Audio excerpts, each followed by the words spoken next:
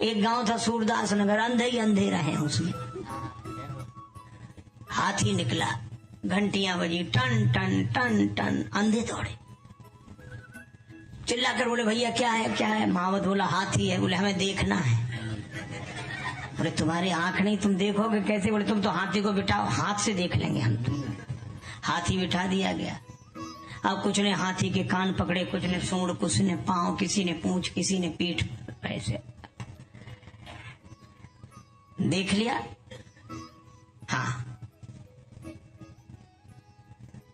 लेकिन हाथी वाला तो चला गया। अंधों में झगड़ा शुरू। जिन्होंने हाथी की सूंड पकड़ी थी वो कहते थे हाथी पतले पेड़ की तरह होता, नीचे पतला ऊपर मोटा। और पांव पकड़े वो कहे नहीं, गोल खंबे की तरह होता है। और पूंछ वाले कहे नहीं, पतली लाठी की तरह आगे बाल होते हैं। और पीठ पकड़ने वाले कहते नहीं नहीं, तुम भ्रम, गोल होता है। कान पकड़ने वाले कहें को छाजड़े की तरह होता है। अच्छा आप बताओ इनमें कौन आदमी सही बोल रहा है और कौन गलत बोल रहा है। कोई गलत नहीं बोल रहा है, लेकिन कोई सही नहीं बोल रहा है। अंधों के तो दल बन गए। पूंछ वाले पांव वालों से नहीं बोलते थे, पांव वाले पीठ वालों से नहीं बोले, पीठ वाले कान वालों से नहीं बोले, कान वाले सूंड वालों से न बोले। कितने दल बन गए।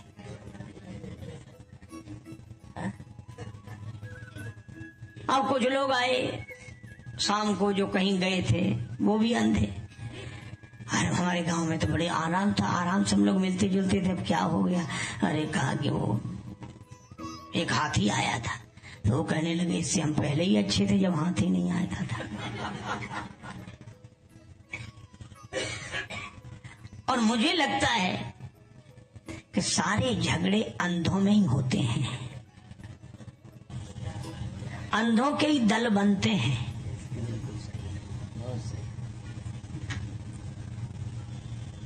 पर हमारी मजबूरी यह है कि हम उन अंधों को आंख नहीं दे पाते हैं। तो हमें उन्हें उपदेश देने की बजाय आंख देनी चाहिए।